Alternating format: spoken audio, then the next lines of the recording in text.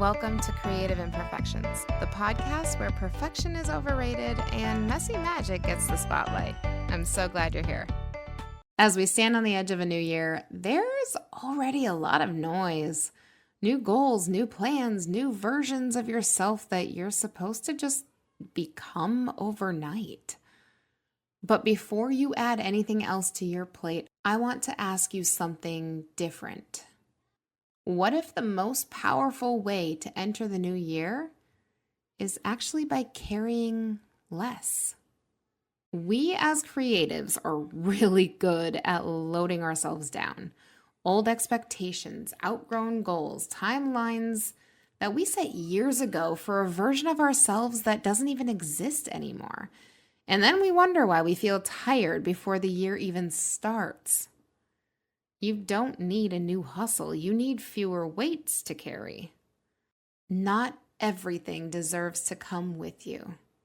Some goals were right once and wrong now. Some dreams did their job by teaching you something, not by coming true. Some pressure was never yours to carry in the first place. Letting go isn't quitting. It's choosing alignment over obligation. So instead of asking yourself, what do I want to achieve next year? Let's try asking, what am I ready to release? What expectation no longer fits? What version of myself am I done trying to be? This is your permission slip. Right now, I am handing you your permission slip.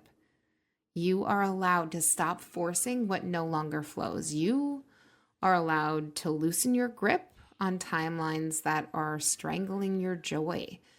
You're allowed to enter the new year softer, not sharper. Because clarity doesn't come from doing more, it comes from creating space. I want you to think about this. Name one thing you are not taking into the new year.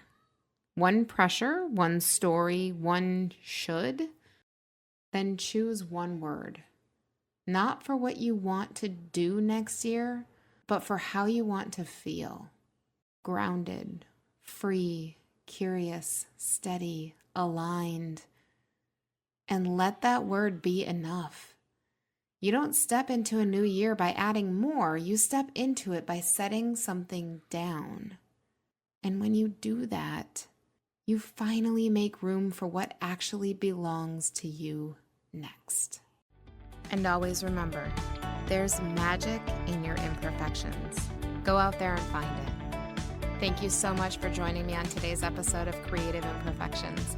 If you have a friend who could use this advice right now, please feel free to share this with them and make sure you subscribe.